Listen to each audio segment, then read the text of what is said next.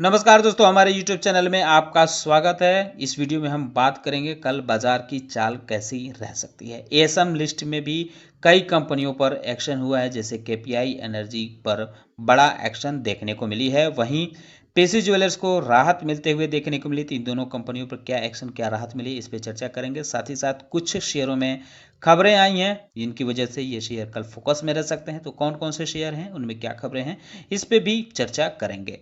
तो डिस्कशन शुरू करने से पहले मैं कहना चाहूँगा कि अगर आपने हमारे चैनल को सब्सक्राइब नहीं किया है तो कृपया सब्सक्राइब कर लें और बेल आइकन भी दबा लें।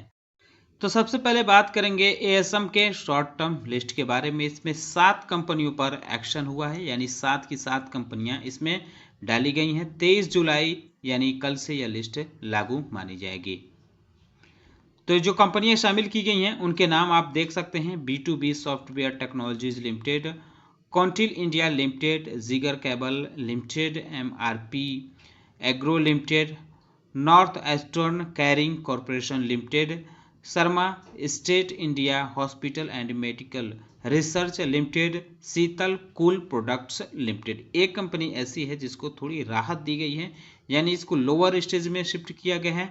अमेकी प्रोडक्ट्स लिमिटेड, इसको अब लोअर स्टेज में शिफ्ट किया गया है। अगर हम बात करें एएसएम के शॉर्ट टर्म लिस्ट से बाहर की गई कंपनियों के बारे में, तो इसमें 16 कंपनियां ऐसी हैं जिनको एएसएम के शॉर्ट टर्म लिस्ट से राहत मिली है। लेकिन इसमें से कुछ कंपनियां ऐसी हैं जो दूसरे फ्रेमवर्क में डाली गई हैं, जो 23 जुलाई से उस फ्रेमवर्क में दिखेंगी। Ajcon global services limited, chem bond chemicals limited, global offshore services limited, Gravita India limited, Khandwala extension limited, LKP finance limited, Marton next gen realty limited, Panchsheel organics limited, PC jewellery limited और Prithvi exchange India limited, Shri Jagdamba polymers limited, Siyaram recycling industries limited, TCFC finance limited, Unishire urban infra limited, ventures textile limited, Vishnu chemicals limited.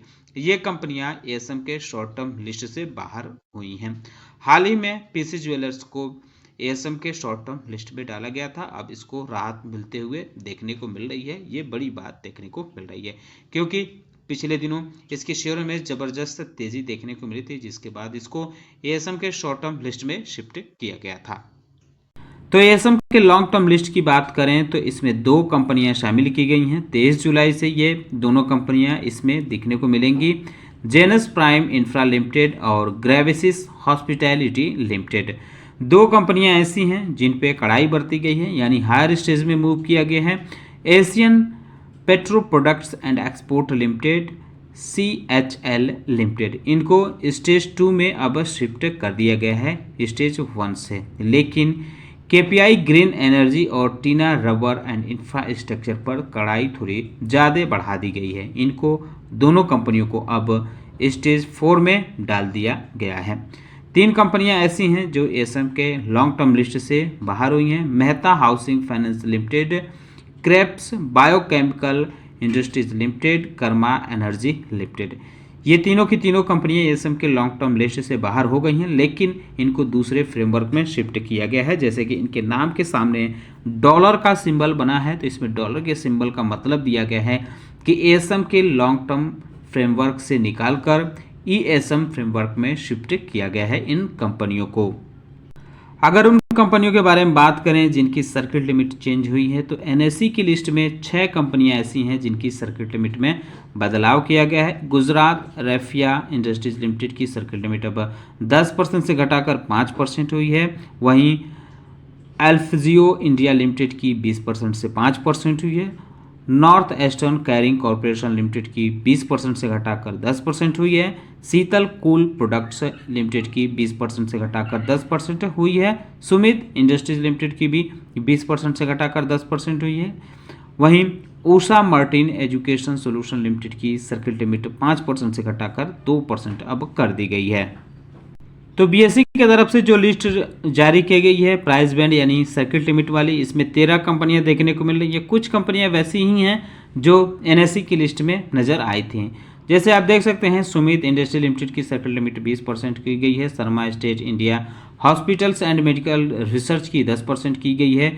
IEC education की 10% हुई है, north eastern carrying corporation की 10% हुई है, इसकी हम बात कर चुके हैं। शीतल कूल प्रोडक्ट्स लिमिटेड की 10% हुई है, गुजरात राफिया इंडस्ट्रीज की 5% हुई है, माधव इंफ्रा प्रोजेक्ट्स की 5% हुई है, कॉलर चिप्स न्यू मीडिया की 5% हुई है, अनुरूप पैकेजिंग लिमिटेड की 5% हुई है, अल्फा जियो इंडिया लिमिटेड की 5% हुई है, Narmada Mac प्लास्ट drip irrigation systems limited की 2% हुई है, उषा मार्टिन एजुकेशन सॉल्यूशन की 2% हुई है और श्रद्धा एआई टेक्नोलॉजी लिमिटेड इसकी सर्किल लिमिट भी 2% की गई है।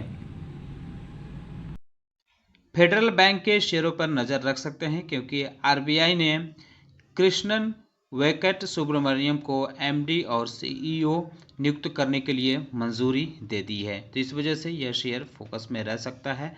साइट डीएलएम पे भी नज़र रख सकते हैं। कंपनी ने अपने Q1 के नतीजे जारी किए हैं। Net profit 98% year on year बढ़ा है।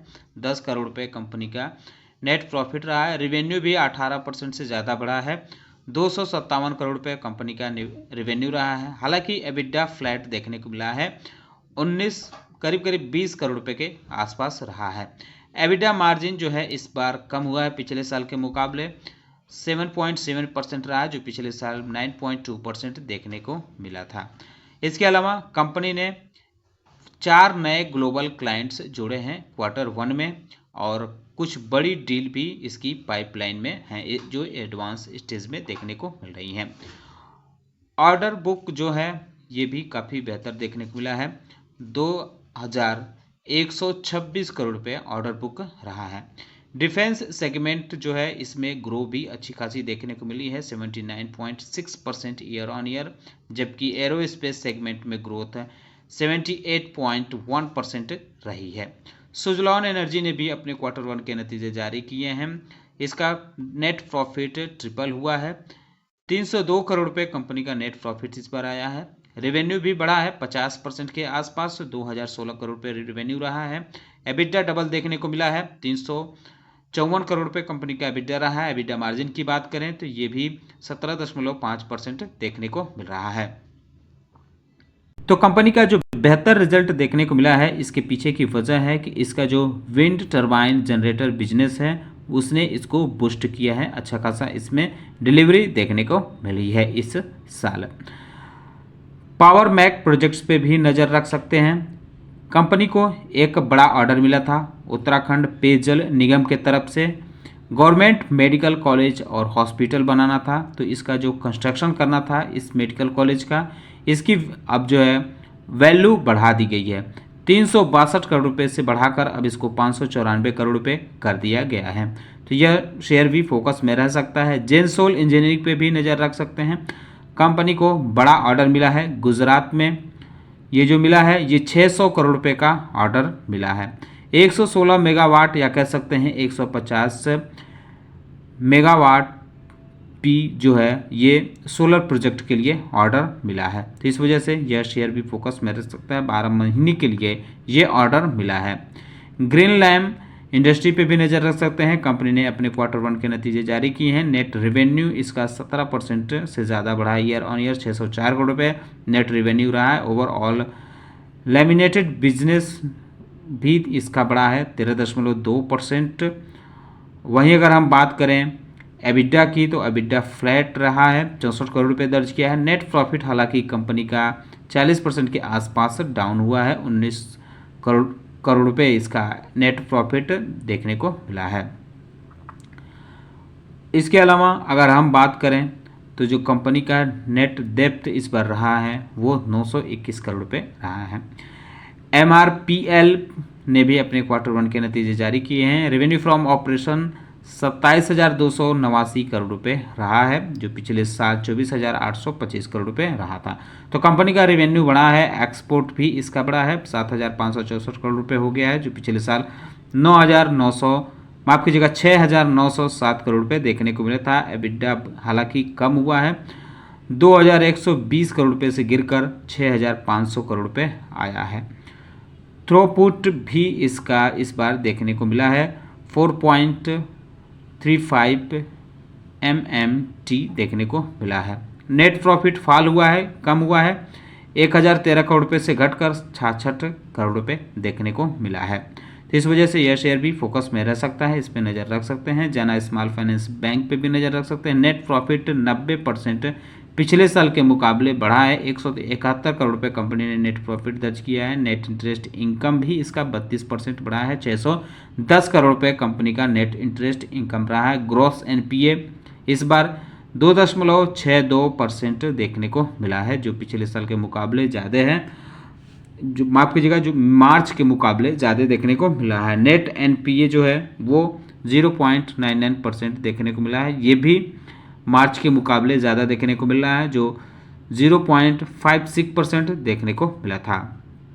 कैनफिन होम्स लिमिटेड पे भी नज़र रख सकते हैं। एसबीआई लाइफ इंश्योरेंस ने 10 लाख शेयर इस कंपनी में खरीदे हैं, यानी 0.75 शेयर खरीदे गए हैं। ये जो खरीदारी हुई है 827.94 पर शेयर के हिसाब से खरीदारी हुई है।